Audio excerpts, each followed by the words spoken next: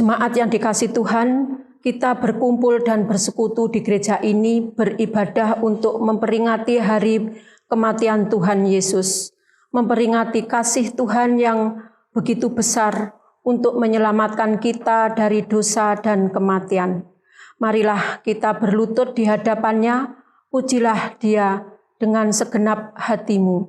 Kita bernyanyi dari Kidung Jemaat 368, bait 1-3, pada kaki salibmu.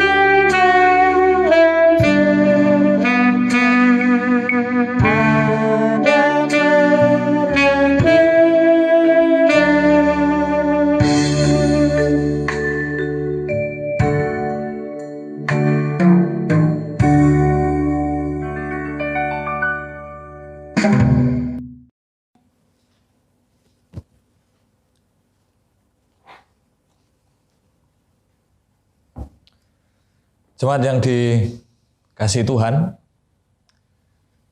di hari Jumat Agung ini, marilah kita bersama-sama merendahkan diri di bawah kaki salib Tuhan dan mengaku bersama-sama dengan pengakuan yang demikian. Pertolongan kita datangnya dari Tuhan yang menjadikan langit dan bumi. Ia tetap setia untuk selama-lamanya. Salam damai sejahtera dari Bapa dan Tuhan Yesus Kristus beserta jemaat sekalian. Amin. Jemaat dipersilahkan duduk. Bapak Ibu Saudara yang dikasihi Tuhan, sabda Tuhan yang mendasari ibadah kita pada saat ini terambil dari kitab Yesaya pasal 53 ayat yang ketiga sampai yang kelima yang demikian bunyinya. Ia dihina dan dihindari orang, seorang yang penuh kesengsaraan dan yang biasa menderita kesakitan. Ia sangat dihina, sehingga orang menutup muka terhadap dia. Dan bagi kita pun dia tidak masuk hitungan. Tetapi sesungguhnya penyakit kitalah yang ditanggungnya, dan kesengsaraan kita yang dipikulnya. Padahal kita mengira dia kena tulah, dipukul dan ditindas Allah. Tetapi dia tertikam oleh karena pemberontakan kita. Dia diremukkan oleh karena kejahatan kita. Ganjaran yang mendatangkan keselamatan bagi kita ditimpakan kepadanya. Dan oleh bilur-bilurnya kita menjadi sembuh. Inilah sabda Tuhan yang mendasari ibadah kita, dan mari kita sambut dengan bersama-sama menyanyi. Dari Kidung Jemaat nomor 170 kita nyanyikan bait yang pertama.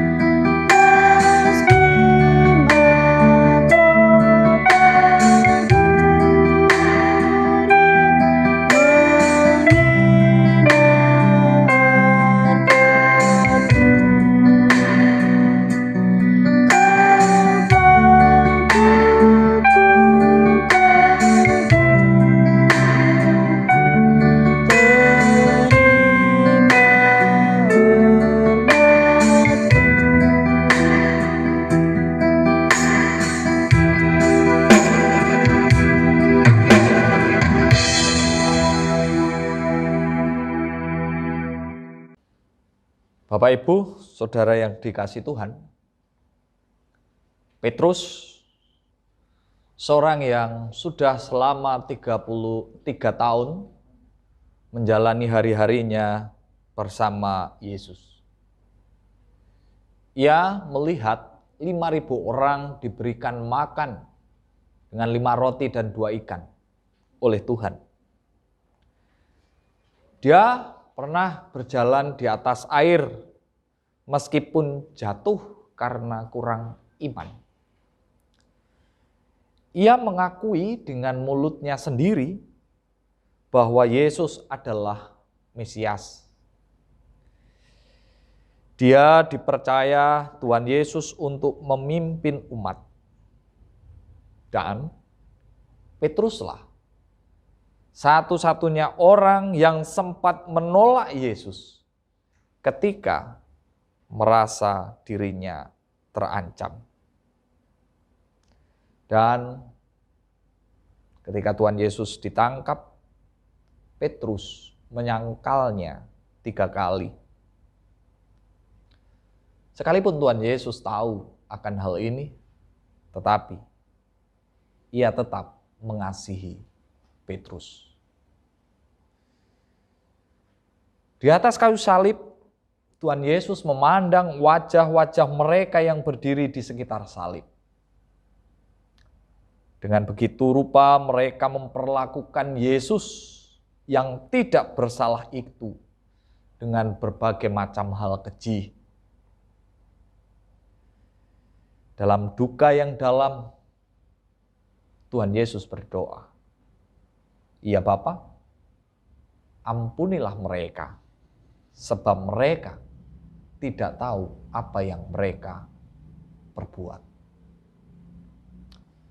Jemaat yang dikasihi Tuhan, peristiwa di sekitar salib mengingatkan akan kita bagaimana keberadaan kita sesungguhnya di hadapan Tuhan. Ketika kehidupan kita terasa berat, kita juga cenderung bertindak seperti mereka dan juga seperti Petrus. Namun Tuhan Yesus tetap mengasihi kita. Untuk itu, sekarang marilah kita menyadari segala keberadaan dan dosa kita di hadapan Tuhan dengan bersama-sama berdoa. Mari kita berdoa. Ya Kristus, sumber cahaya kehidupan. Dalam kekuatan-Mu Engkau menerima siksaan. Dalam kekudusan-Mu Engkau menerima hinaan dan caci maki. Dalam kasih-Mu Engkau menyerahkan diri-Mu utuh pada kayu salib. Kini dalam kenangan akan penderitaan-Mu, kami bersama-sama mengheningkan hati, menyadari dan mengakui keberadaan kami di hadapan Tuhan. Bahwa kami adalah manusia yang lemah, manusia yang sering kali egois, manusia yang sering melakukan tindakan yang tidak berkenan di hadapan Tuhan. Untuk itu, pada saat ini dengan penuh kerendahan hati, kami memohon Tuhan berkenan mengampuni dan menyucikan kami. Hanya di dalam Kristus Yesus yang kami peringati kematian-Nya, kami memohon pengampunan. Amin. Jemaat yang dikasihi Tuhan, jemaat kami undang untuk berdiri. Pada setiap orang yang telah mengaku dosa dan bertobat, disampaikan berita anugerah pengampunan, seperti yang tertulis di dalam surat Ibrani, pasal yang ke-9 ayat 28 yang demikian bunyinya. Demikian pula Kristus hanya satu kali saja mengorbankan dirinya untuk menang. Saya ulangi. Demikian pula Kristus hanya satu kali saja mengorbankan dirinya untuk menanggung dosa banyak orang. Sesudah itu, Ia akan menyatakan dirinya sekali lagi tanpa menanggung dosa untuk menganugerahkan keselamatan kepada mereka yang menantikan Dia. Inilah berita anugerah bagi kita semua. Berbahagialah setiap kita yang diampuni kesalahannya oleh Tuhan. Untuk itu, mari kita ungkapkan kebahagiaan kita dengan bersama-sama menyanyi dari Kidung Jemaat nomor 36. Kita nyanyikan bait pertama dan yang kedua, dihapuskan dosaku.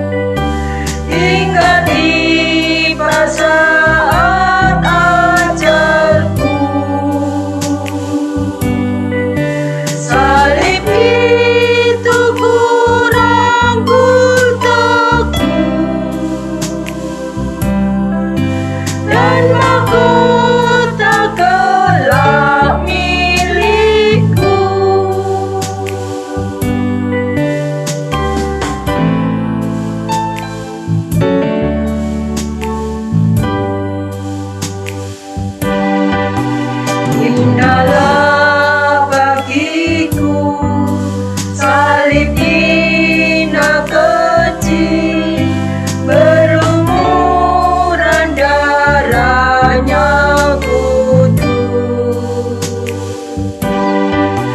Hilanglah dosaku, sucilah hatiku, berkat kurban Yesus penebus. Salib ditunggu junjung penuh, hingga tiba saat ajalku. Salib ditunggu rangkul teguh, dan mahkota kelak milikku.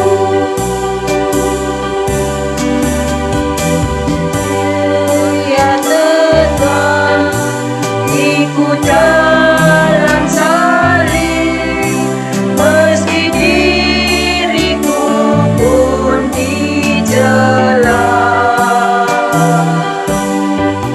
Satu saat kelak ku dibawa pergi ke tempat kemuliaannya.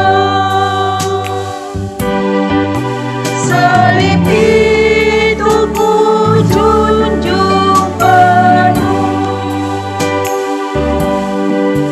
hingga tiba saat ajalku. Salib ditunggu rangkul teguh, dan mahkota kelak milikku.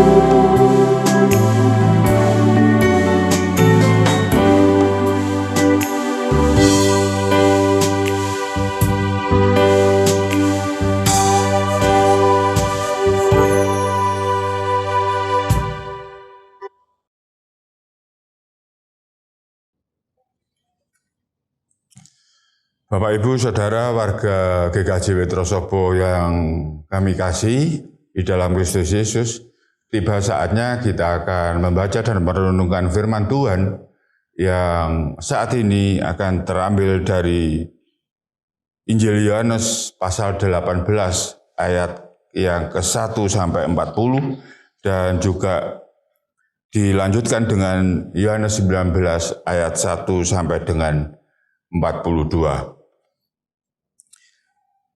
Mari Bapak Ibu, sebelum kita membaca firman Tuhan dan merenungkannya, kita bersatu hati di dalam doa, kita mohon terang Tuhan.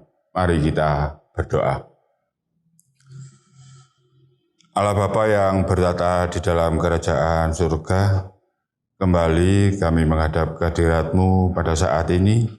Kami mengucap syukur dan terima kasih jikalau di hari yang penuh sukacita bagi kami, di mana Engkau ada di dalam proses penyelamatan kami semua dari dosa dan kesalahan, kami boleh kembali membangun ibadah bersama-sama dengan warga jemaat Trosobo. Untuk itu Bapa, sebelum kami membaca dan merenungkan firman Tuhan, kiranya Engkau sendiri yang ada di sekitar kami, Engkau sendiri yang turun di dalam hati dan pikiran kami, supaya apa yang kami dengar ini boleh bermanfaat bagi kehidupan kami di masa-masa yang akan datang. Kami ingin Roh Kudus-Mu, kami ingin kuasa-Mu menyelimuti kami, supaya apa yang kami dengar ini boleh menjadi bagian di dalam kami ingin senantiasa memuliakan nama-Mu, dan biarlah Bapa apa yang kami dengarkan ini juga boleh menjadi berkat bagi kehidupan kami. Kami serahkan hamba-Mu Bapak Yudi Heristiono yang akan membawakan firman-Mu ini, biarlah melalui keberadaan hamba-Mu ini kami boleh melihat atau merasakan kehadiran-Mu di tengah-tengah kami. Terima kasih Bapa, kami sambut firman-Mu hanya di dalam nama Tuhan kami, Yesus Kristus. Amin. Bapak Ibu, mari kita perhatikan kitab kita masing-masing yang seperti saya sampaikan, yang akan saya bacakan dari Yohanes pasal 18, ayat yang ke-1 sampai yang ke-40, dan disambung dengan Yohanes 19, ayat pertama sampai 42. Demikian bunyi selengkapnya. Yesus ditangkap. Setelah Yesus mengatakan semuanya itu, keluarlah ia dari situ bersama-sama dengan murid-muridnya, dan mereka pergi ke seberang sungai Kidron. Di situ ada satu taman, dan ia masuk ke taman itu bersama-sama dengan murid-muridnya. Yudas yang mengkhianati Yesus tahu juga tempat itu, karena Yesus sering berkumpul di situ dengan murid-muridnya. Maka datanglah Yudas juga ke situ dengan sepasukan prajurit dan penjaga-penjaga bait Allah yang disuruh oleh imam-imam kepala dan orang-orang Farisi, lengkap dengan lentera, suluh, dan senjata. Maka Yesus yang tahu semua akan menimpa dirinya, maju ke depan dan berkata kepada mereka, "Siapakah yang kamu cari?" Jawab mereka, "Yesus dari Nazaret." Katanya kepada mereka, "Akulah dia." Yudas yang mengkhianati dia berdiri juga di situ bersama-sama mereka. Ketika ia berkata kepada mereka, "Akulah dia," mundurlah mereka dan jatuh ke tanah. Maka ia bertanya pula, "Siapakah yang kamu cari?" Kata mereka, "Yesus dari Nazaret." Jawab Yesus, "Telah kukatakan kepadamu, akulah dia. Jika aku yang kamu cari, biarkanlah mereka ini pergi." Demikian hendaknya supaya genaplah firman yang telah dikatakannya, "Dari mereka yang engkau serahkan kepadaku, tidak seorang pun yang kubiarkan binasa." Lalu Simon Petrus yang membawa pedang menghunus pedang itu, menetakkannya kepada hamba imam besar dan memutuskan telinga kanannya. Nama hamba itu Malkus. Ketika kata Yesus kepada Petrus, "Sarungkan pedangmu itu. Bukankah aku harus minum cawan yang diberikan Bapa kepadaku?" Yesus di hadapan Hanas, Petrus menyangkal Yesus. Maka pasukan prajurit serta perwiranya dari penjaga-penjaga yang disuruh orang Yahudi itu menangkap Yesus dan membelenggu dia. Lalu mereka membawanya mula-mula kepada Hanas, karena Hanas adalah mertua Kayafas yang pada tahun itu menjadi imam besar. Dan Kayafaslah yang telah menasihatkan orang-orang Yahudi, adalah lebih berguna jika satu orang mati untuk seluruh bangsa. Simon Petrus dan seorang murid lain mengikuti Yesus. Murid itu mengenal imam besar dan ia masuk bersama-sama dengan Yesus ke halaman istana imam besar. Tetapi Petrus tinggal di luar dekat pintu. Maka murid lain tadi yang mengenal imam besar kembali keluar, bercakap-cakap dengan perempuan penjaga pintu, lalu membawa Petrus masuk. Maka kata hamba perempuan penjaga pintu kepada Petrus, "Bukankah engkau juga murid orang itu?" Jawab Petrus, "Bukan." Sementara itu hamba-hamba dan penjaga-penjaga bait Allah telah memasang api arang sebab hawa dingin waktu itu, dan mereka berdiri berdiam di situ. Juga Petrus berdiri berdiam bersama-sama dengan mereka. Maka mulailah imam besar menanyai Yesus tentang murid-muridnya dan tentang ajarannya. Jawab Yesus kepadanya, "Aku berbicara terus terang kepada dunia. Aku selalu mengajar di rumah-rumah ibadat dan di bait Allah, tempat semua orang Yahudi berkumpul. Aku tidak pernah berbicara sembunyi-sembunyi. Mengapakah engkau menanyai aku? Tanyailah mereka yang telah mendengar apa yang kukatakan kepada mereka. Sungguh mereka tahu apa yang telah kukatakan. Ketika ia mengatakan hal itu, seorang penjaga yang berdiri di situ menampar mukanya sambil berkata, "Begitukah jawabmu kepada imam besar?" Jawab Yesus kepadanya, "Jikalau kataku itu salah, tunjukkanlah salahnya. Tetapi jikalau kataku itu benar, mengapakah engkau menampar aku?" Maka Hanas mengirim dia terbelenggu kepada Kayafas, imam besar itu. Simon Petrus masih berdiri berdiam. Kata orang-orang di situ kepadanya, "Bukankah engkau juga seorang muridnya?" Ia menyangkalnya, katanya, "Bukan." Kata seorang hamba imam besar, seorang keluarga dari hamba yang telinganya dipotong Petrus, "Bukankah engkau kulihat di taman itu bersama-sama dengan dia?" Maka Petrus menyangkalnya pula, dan ketika itu berkokoklah ayam. Yesus di hadapan Pilatus. Maka mereka membawa Yesus dari Kayafas ke gedung pengadilan. Ketika itu hari masih pagi, mereka sendiri tidak masuk ke gedung pengadilan itu, supaya jangan menajiskan diri, sebab mereka hendak makan Paskah. Sebab itu Pilatus keluar mendapatkan mereka dan berkata, "Apakah tuduhan kamu terhadap orang ini?" Jawab mereka kepadanya, "Jikalau ia bukan seorang penjahat, kami tidak menyerahkannya kepadamu." Kata Pilatus kepada mereka, "Ambillah dia dan hakimilah dia menurut hukum Tauratmu." Kata orang-orang Yahudi itu, "Kami tidak diperbolehkan membunuh seseorang." Demikian hendaknya supaya genaplah firman Yesus yang dikatakannya untuk menyatakan bagaimana caranya ia akan mati. Maka kembalilah Pilatus ke dalam gedung pengadilan, lalu memanggil Yesus dan bertanya kepadanya, "Engkau inikah raja orang Yahudi?"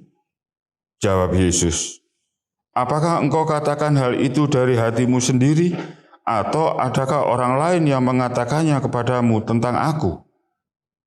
Kata Pilatus, "Apakah aku seorang Yahudi? Bangsamu sendiri dan imam-imam kepala yang telah menyerahkan engkau kepadaku, apakah yang telah engkau perbuat?" Jawab Yesus, "Kerajaanku bukan dari dunia ini. Jika kerajaanku dari dunia ini, pasti hamba-hambaku telah melawan, supaya aku jangan diserahkan kepada orang Yahudi, akan tetapi kerajaanku bukan dari sini." Maka kata Pilatus kepadanya, "Jadi engkau adalah raja?" Jawab Yesus, "Engkau mengatakan bahwa aku adalah raja. Untuk itulah aku lahir dan untuk itulah aku datang ke dalam dunia ini, supaya aku memberi kesaksian tentang kebenaran. Setiap orang yang berasal dari kebenaran mendengarkan suaraku." Kata Pilatus kepadanya, "Apakah kebenaran itu?" Sesudah mengatakan demikian, keluarlah Pilatus lagi mendapatkan orang-orang Yahudi dan berkata kepada mereka, "Aku tidak mendapati kesalahan apapun padanya. Tetapi pada kamu ada kebiasaan bahwa pada Paskah aku membebaskan seorang bagimu. Maukah kamu supaya aku membebaskan raja orang Yahudi bagimu?" Mereka berteriak pula, "Jangan dia, melainkan Barabas. Barabas adalah seorang penyamun." Dilanjutkan dengan Yohanes pasal 19, ayat yang pertama sampai dengan ke-42. Lalu Pilatus mengambil Yesus dan menyuruh orang menyesah dia. Prajurit-prajurit menganyam sebuah mahkota duri dan menaruhnya di atas kepalanya. Mereka memakaikan dia jubah ungu. Dan sambil maju ke depan mereka berkata, "Salam, hai Raja orang Yahudi." Lalu mereka menampar mukanya. Pilatus keluar lagi dan berkata kepada mereka, "Lihatlah, aku membawa dia keluar kepada kamu, supaya kamu tahu bahwa aku tidak mendapati kesalahan apapun padanya. Lalu Yesus keluar bermahkota duri dan berjubah ungu. Maka kata Pilatus kepada mereka, lihatlah manusia itu. Ketika imam-imam kepala dan penjaga-penjaga itu melihat, dia berteriaklah mereka, salibkan dia, salibkan dia. Kata Pilatus kepada mereka, ambil dia dan salibkan dia, sebab aku tidak mendapati kesalahan apapun padanya. Jawab orang-orang Yahudi itu kepadanya, kami mempunyai hukum dan menurut hukum itu ia harus mati, sebab ia menganggap dirinya sebagai anak Allah. Ketika Pilatus mendengar perkataan itu, bertambah takutlah ia.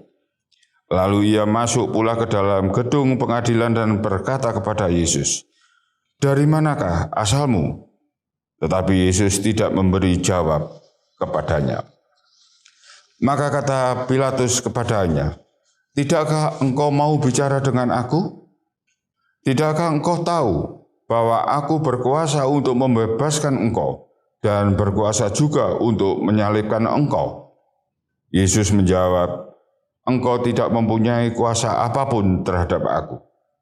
Jikalau kuasa itu tidak diberikan kepadamu dari atas, sebab itu dia yang menyerahkan aku kepadamu lebih besar dosanya. Sejak itu Pilatus berusaha untuk membebaskan dia, tetapi orang-orang Yahudi berteriak, jikalau engkau membebaskan dia, engkau bukanlah sahabat Kaisar. Setiap orang yang menganggap dirinya sebagai raja, ia melawan Kaisar. Ketika Pilatus mendengar perkataan itu, ia menyuruh membawa Yesus keluar, dan ia duduk di kursi pengadilan di tempat yang bernama Litos Trotos, dalam bahasa Ibrani, Gabata. Hari itu ialah hari persiapan Paskah, kira-kira jam 12. Kata Pilatus kepada orang-orang Yahudi itu, inilah rajamu. Maka berteriaklah mereka, enyahkan dia, salibkan dia. Kata Pilatus kepada mereka, haruskah aku menyalibkan rajamu? Jawab imam-imam kepala, kami tidak mempunyai raja selain daripada Kaisar. Akhirnya Pilatus menyerahkan Yesus kepada mereka untuk disalibkan. Sambil memikul salibnya, ia pergi keluar ke tempat yang bernama tempat tengkorak, dalam bahasa Ibrani Golgota. Dan di situ ia disalibkan mereka, dan bersama-sama dengan dia disalibkan juga dua orang lain, sebelah menyebelah Yesus di tengah-tengah. Dan Pilatus menyuruh memasang juga tulisan di atas kayu salib itu, bunyinya, Yesus orang Nazaret, Raja orang Yahudi. Banyak orang Yahudi yang membaca tulisan itu, sebab tempat di mana Yesus disalibkan letaknya dekat kota, dan kata-kata itu tertulis dalam bahasa Ibrani, bahasa Latin, dan bahasa Yunani. Maka kata imam-imam kepala orang Yahudi kepada Pilatus, jangan engkau menulis Raja orang Yahudi, tetapi bahwa ia mengatakan, aku adalah Raja orang Yahudi. Jawab Pilatus, apa yang kutulis tetap tertulis. Sesudah prajurit-prajurit itu menyalibkan Yesus, mereka mengambil pakaiannya lalu membaginya menjadi 4 bagian untuk tiap-tiap prajurit, 1 bagian, dan jubahnya juga mereka ambil. Jubah itu tidak berjahit, dari atas ke bawah hanya 1 tenunan saja. Karena itu mereka berkata seorang kepada yang lain, janganlah kita membaginya menjadi beberapa potong, tetapi baiklah kita membuang undi untuk menentukan siapa yang mendapatnya. Demikianlah hendaknya supaya genaplah yang ada tertulis dalam kitab suci. Mereka membagi-bagi pakaianku di antara mereka, dan mereka membuang undi atas jubahku. Hal itu telah dilakukan prajurit-prajurit itu. Dan dekat salib Yesus berdiri ibunya dan saudara ibunya, Maria, istri Klopas, dan Maria Magdalena. Ketika Yesus melihat ibunya dan murid yang dikasihinya di sampingnya, berkatalah ia kepada ibunya, "Ibu, inilah anakmu." Kemudian katanya kepada murid-muridnya, "Inilah ibumu." Dan sejak saat itu murid itu menerima dia di dalam rumahnya. Yesus mati. Sesudah itu, karena Yesus tahu bahwa segala sesuatu telah selesai, berkatalah ia supaya genaplah yang ada tertulis dalam kitab suci, "Aku haus." Di situ ada suatu bekas penuh anggur asam. Maka mereka mencucukkan bunga karang yang telah dicelupkan dalam anggur asam pada sebatang hisop, lalu mengunjukkannya ke mulut Yesus. Sesudah Yesus meminum anggur asam itu, berkatalah ia, "Sudah selesai." Lalu ia menundukkan kepalanya dan menyerahkan nyawanya. Lambung Yesus ditikam. Karena hari itu hari persiapan dan supaya pada hari Sabat mayat-mayat itu tidak tinggal tergantung pada kayu salib, sebab Sabat itu adalah hari yang besar, maka datanglah orang-orang Yahudi kepada Pilatus dan meminta kepadanya supaya kaki orang-orang itu dipatahkan dan mayat-mayatnya diturunkan. Maka datanglah prajurit-prajurit lalu mematahkan kaki orang yang pertama dan kaki orang yang lain yang disalibkan bersama-sama dengan Yesus. Tetapi ketika mereka sampai kepada Yesus dan melihat bahwa ia telah mati, mereka tidak mematahkan kakinya. Tetapi seorang dari antara prajurit itu menikam lambungnya dengan tombak dan segera mengalir keluar darah dan air. Dan orang yang melihat hal itu sendiri yang memberikan kesaksian ini dan kesaksiannya benar, dan ia tahu bahwa ia mengatakan kebenaran supaya kamu juga percaya.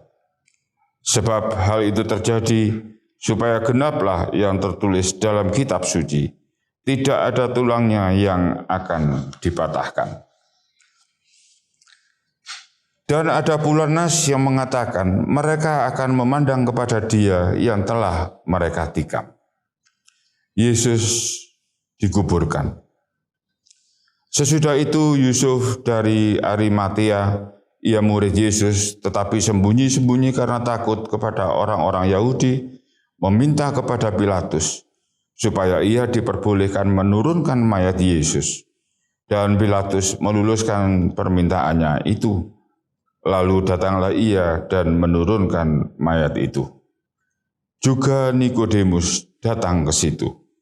Dialah yang mula-mula datang waktu malam kepada Yesus.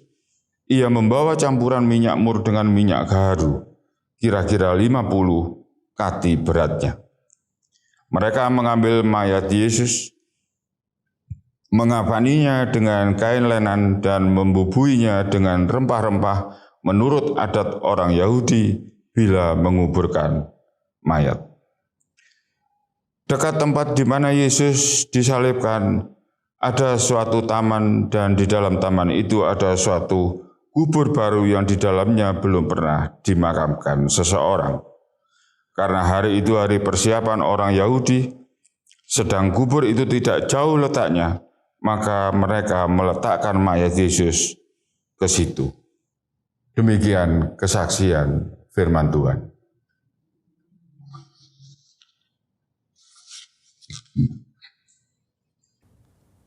Yang berbahagia Bapak Ibu adalah setiap kita yang mau membaca, merenungkan, terlebih yang melakukan firman Tuhan ini dalam kehidupan sehari-hari. Amin. Bapak Ibu, Saudara yang dikasihi Tuhan, untuk mengawali renungan pada saat ini, saya akan mengajak panjenengan semuanya untuk menyaksikan sebuah cuplikan video yang demikian.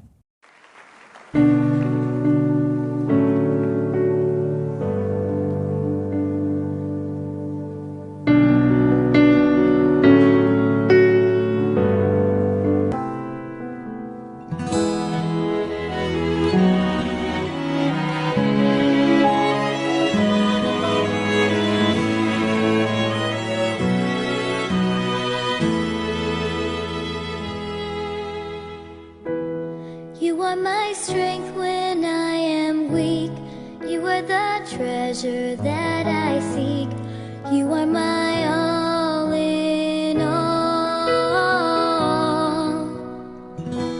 Seeking you as a precious jewel, Lord, to give up I'd be a fool.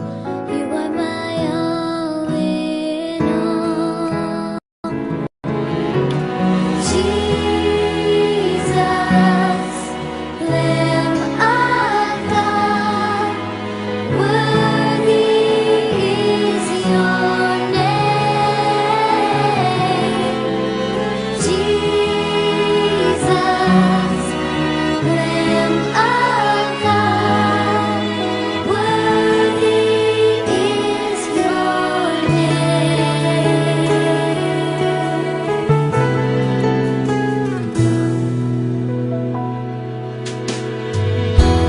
Taking my sin, my cross, my shame, rising again, I bless your name.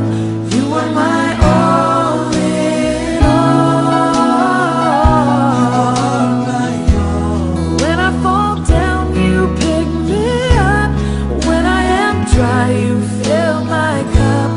You are my all in all.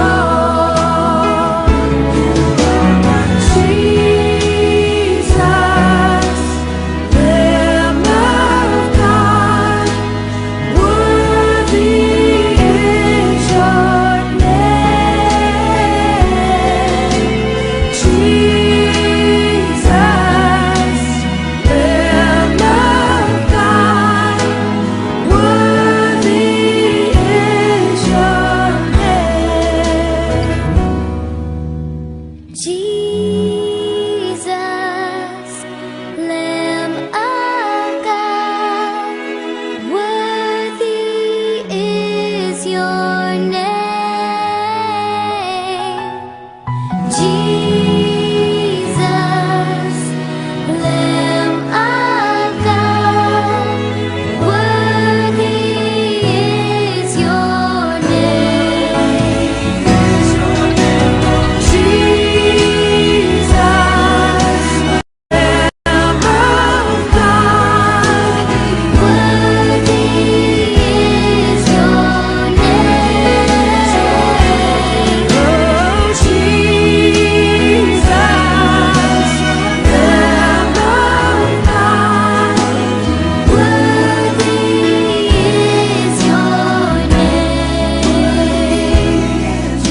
worthy is your name. Worthy is your name.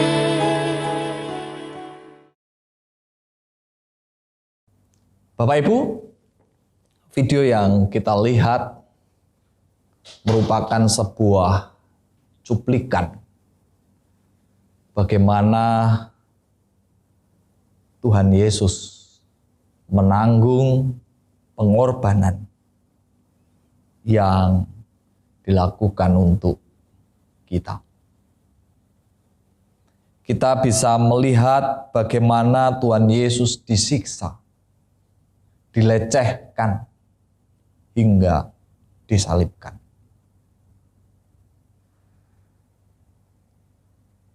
Dr. Frederick Sugibe,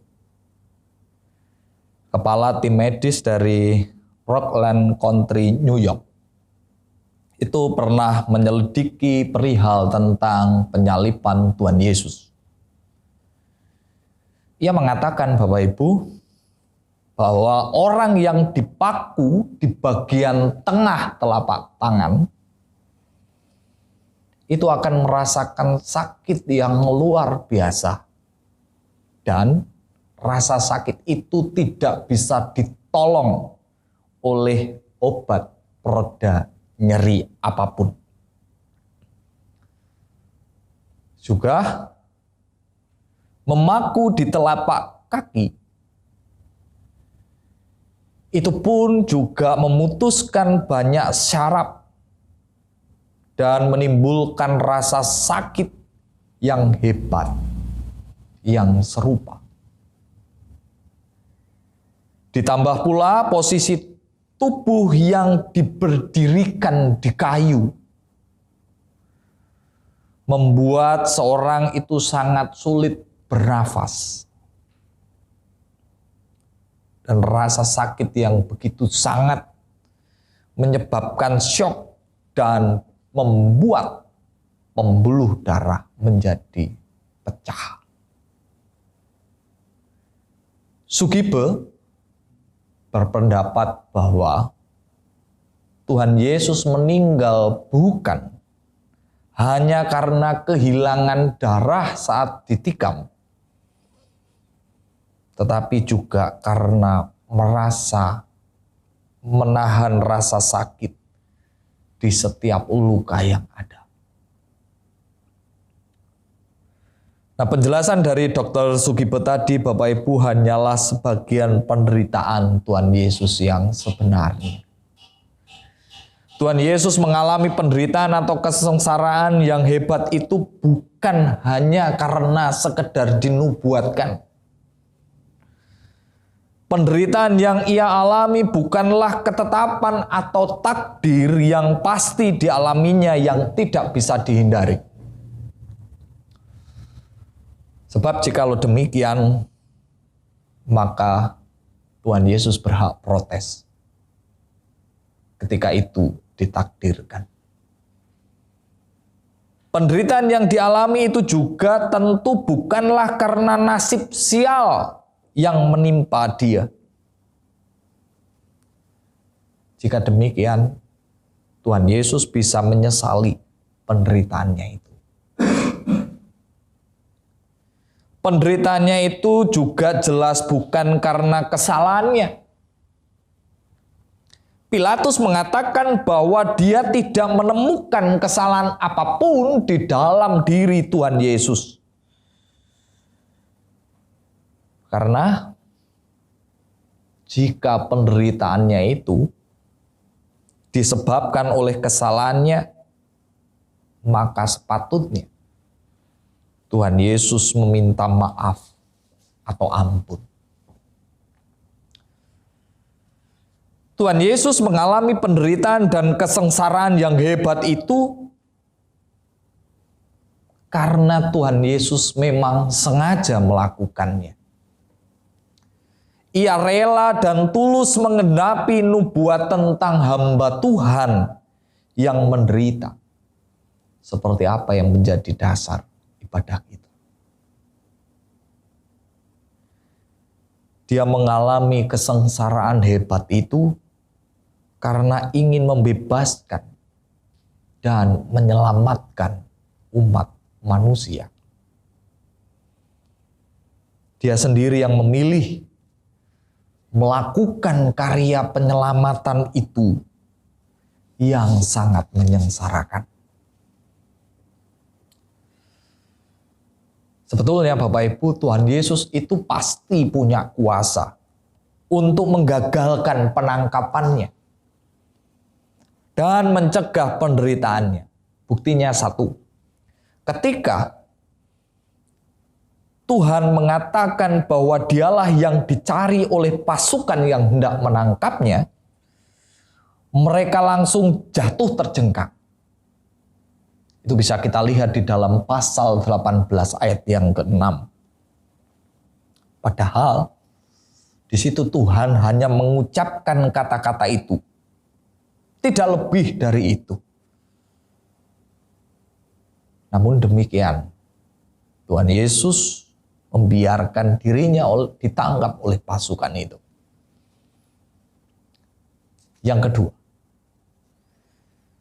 dia sama sekali tidak menegur Yudas, muridnya yang mengkhianati dia, yang menjadi perantara utama penangkapannya. Tuhan Yesus rela dikhianati oleh muridnya sendiri. Dan dari bacaan kita tidak melihat Tuhan menyesalkan pengkhianatan Yudas. Yang ketiga, dia bahkan menegur Simon Petrus yang pada waktu itu ketika Tuhan Yesus akan ditangkap, berusaha melawan para prajurit yang menangkapnya. Yohanes 18 ayat 11. Justru Tuhan Yesus menegur Simon. Keempat, ketika Tuhan Yesus diadili dan ditanyai oleh imam besar, Tuhan Yesus tidak berkata apa-apa untuk membela dirinya. Dia malah menyuruh imam besar menanyakan kepada murid-muridnya saja. Yohanes 18 ayat 21. Nah, padahal di situ Tuhan Yesus tahu bahwa paling tidak ada dua dari antara mereka, yakni Yudas dan Simon Petrus, yang sudah berkhianat. Yang kelima, Pilatus sebagai yang mempunyai kuasa untuk memutuskan perkara, menawarkan kebebasan kepada Tuhan Yesus. Tetapi, apa yang terjadi? Tuhan Yesus tidak menerima tawaran itu. Yohanes 19 ayat yang ke-10. Padahal Tuhan Yesus sudah disesah berkali-kali dengan cambuk bergerigi tajam dan dimahkotai mahkota duri. Dan tentu karena itu tubuhnya sudah penuh dengan luka yang sangat menyakitkan dan berdarah-darah. Tuhan Yesus membiarkan dirinya mati di kayu salib. Tuhan Yesus rela melakukan pekerjaan yang merendahkan dan menyengsarakan dirinya itu secara tuntas sampai selesai. Dan Tuhan Yesus menggenapi itu semua dengan sempurna. Pekerjaannya yang merendahkan dan menyengsarakan itu semua telah menyelamatkan kita. Pengorbanannya yang sempurna itu membuat kita bisa hidup dekat dengan Allah. Artinya Bapak Ibu, saat ini kita bisa melihat bagaimana karya agung Tuhan Yesus untuk kita. Pada saat ini kita memperingati itu. Hari di mana Tuhan Yesus telah berkorban sedemikian rupa untuk kita, agar kita diperdamaikan kembali dengan Allah. Dengan mengingat pengorbanan Tuhan yang begitu luar biasa. Satu hal pertanyaan yang perlu untuk kita renungkan. Apakah kita yang sudah diselamatkan itu akan tetap melakukan tindakan yang cemar di hadapan Tuhan? Apakah kita akan tetap hidup dalam dosa? Untuk itu, marilah saat ini kita bersama-sama membangun sebuah komitmen, sebuah tekad untuk menjaga diri, untuk tidak melakukan dosa lagi. Menjaga diri agar kita bisa hidup seturut dengan kehendaknya. Supaya pengorbanan yang dilakukan oleh Tuhan Yesus yang begitu luar biasa tidak sia-sia. Bersyukurlah atas apa yang telah Tuhan lakukan untuk kita. Jagalah supaya keselamatan itu boleh kita pegang sampai Tuhan kembali datang. Tuhan Yesus memberkati kita semua. Amin. Saat teduh bagi kita Bapak Ibu.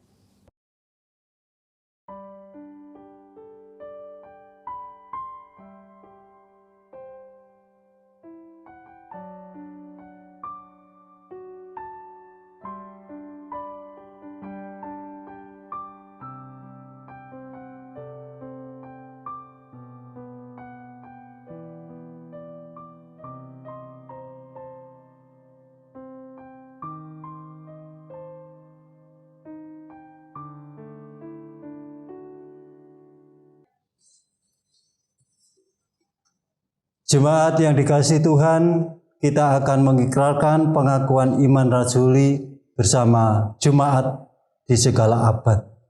Untuk itu, jemaat kami undang bangkit berdiri. Pengakuan iman rasuli.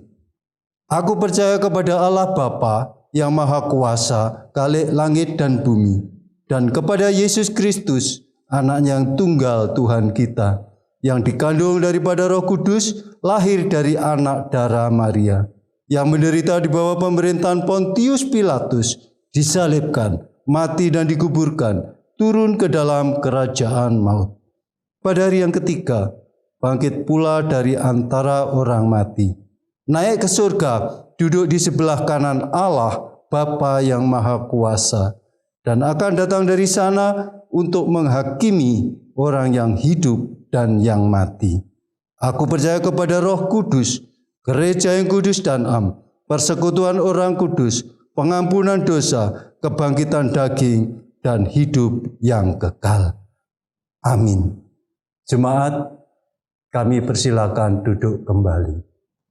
Jemaat yang dikasihi Tuhan, kita bersujud tersungkur di bawah kaki Tuhan kita yang tersalib. Kita bersyukur karena dosa kita telah diambil alih oleh Tuhan Yesus. Maka kami bersyukur. Terimalah syukur kami saat ini ya Tuhan, dan berkatilah. Untuk itu sebagai dasar dari bacaan Mazmur 44 ayat 6 sampai 9 yang demikian. Dengan Engkaulah kami menanduk para lawan kami. Dengan nama-Mu lah kami menginjak-injak orang yang bangkit menyerang kami. Sebab bukan kepada panahku aku percaya, dan pedangku pun tidak memberi aku kemenangan. Tetapi Engkaulah yang memberi kami kemenangan terhadap para lawan kami. Dan orang-orang yang membenci kami, Kau beri malu. Karena Allah kami menyanyikan puji-pujian sepanjang hari, dan bagi nama-Mu kami mengucap syukur selama-lamanya. Jemaat yang dikasihi Tuhan, di dalam kita mengumpulkan persembahan ini, akan kita iringi dengan kita pujikan Kidung Jemaat 393, bait yang pertama. Tuhan betapa banyaknya.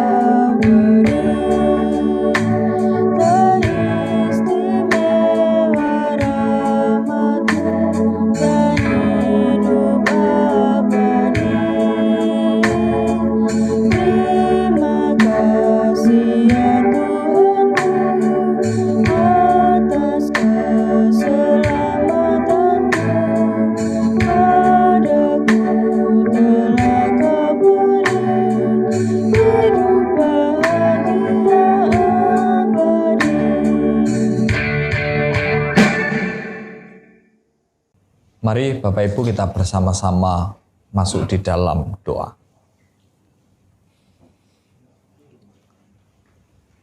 Bapak Surgawi, Bapak yang penuh kasih, yang telah mengasihi kami, lewat pengorbanan Tuhan kami Yesus Kristus. Terima kasih ya Tuhan atas kasih-Mu yang begitu besar kepada kami, di mana Engkau bersedia merelakan diri untuk menjadi korban atas kami. Engkau rela disiksa, dihina, direndahkan, dan mati di kayu salib, menanggung berbagai macam penderitaan. Hukuman yang seharusnya kami tanggung telah ditebus oleh-Mu. Semua Engkau lakukan dengan tulus bagi kami, untuk menebus dosa-dosa kami, agar kami kembali diperdamaikan dengan-Mu. Sungguh ya Tuhan, kasih-Mu lebih dalam dari lautan, lebih tinggi dari langit biru, dan tiada pernah berkesudahan. Kasih setia-Mu yang tiada putus-putusnya dalam kehidupan kami, yang selalu menyapa kami setiap pagi, dengan rahmat-Mu yang senantiasa baru setiap hari. Kau selalu membuat kami tersenyum dan menangis haru, tenggelam dalam kedalaman kasih-Mu yang tiada pernah berhenti mengalir dalam hidup kami. Terima kasih karena Engkau memberi hidup baru bersama-Mu. Di hari Jumat Agung ini ya Tuhan, kiranya Engkau berkenan untuk menuntun kami, agar kami senantiasa menghargai pengorbanan-Mu di kayu salib. Biarlah tindakan kasih ini membuat kami semakin setia mengiring Engkau seumur hidup kami. Sehingga ya Tuhan, apa yang Engkau lakukan tidak kami sia-siakan. Inilah hari, inilah permohonan kami di hari Jumat Agung ini. Kiranya kasih-Mu itu terus membawa semangat di dalam kami menjalani kehidupan yang Tuhan percayakan. Inilah doa dan harapan kami. Ada banyak doa-doa yang belum kami aturkan, akan tetapi kami yakin dan percaya Tuhan tahu. Dan biarlah segala sesuatunya terjadi seturut dengan kehendak. Dan doa ini kami serahkan hanya di dalam satu nama, Tuhan kami Yesus Kristus yang telah mengajar kami berdoa. Bapa kami yang di surga, dikuduskanlah nama-Mu, datanglah kerajaan-Mu, jadilah kehendak-Mu di bumi seperti di surga.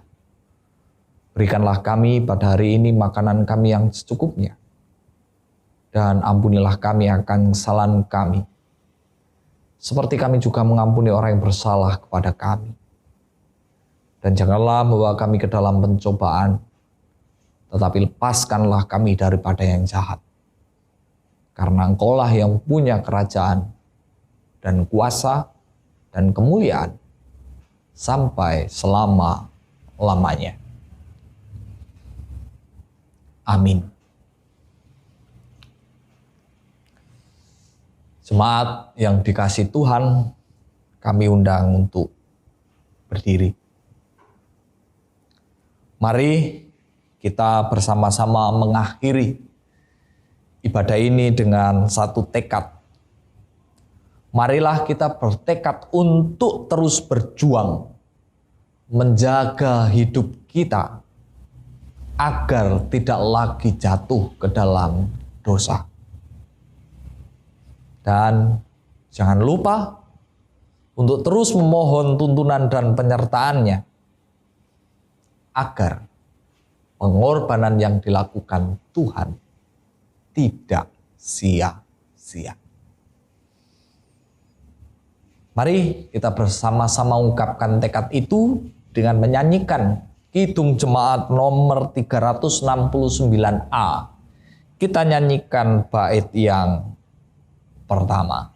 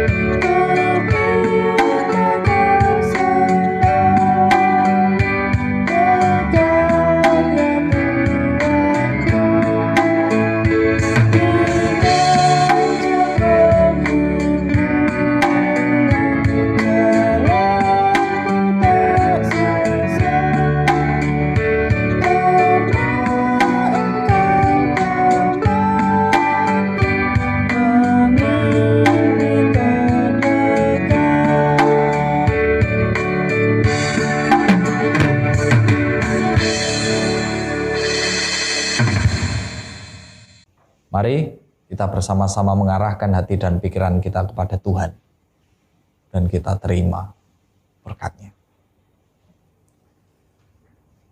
Kasih karunia dan damai sejahtera yang bersumber dari Allah Bapa, yang telah dikaruniakan kepada kita semua di dalam pengorbanan Tuhan Yesus Kristus, melalui kuat kuasa Roh Kudus, senantiasa memberkati, menyertai, menuntun jemaat sekalian di dalam menjalani kehidupan, agar mampu menjaga diri, tidak menyia-nyiakan pengorbanan Tuhan, mulai saat ini sampai Tuhan Yesus datang.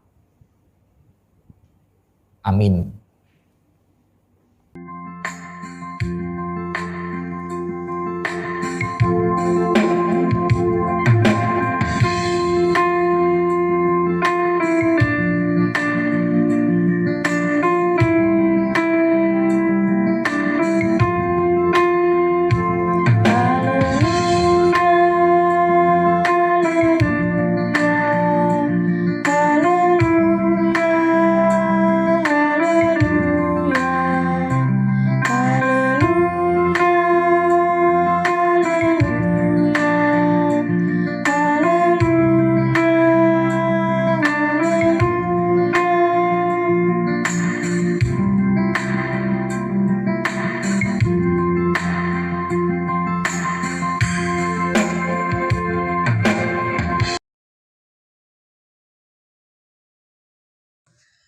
Begitu besar kasih Allah akan kita anak-anaknya, maka Tuhan Yesus mengorbankan dirinya masuk dalam proses pengorbanan.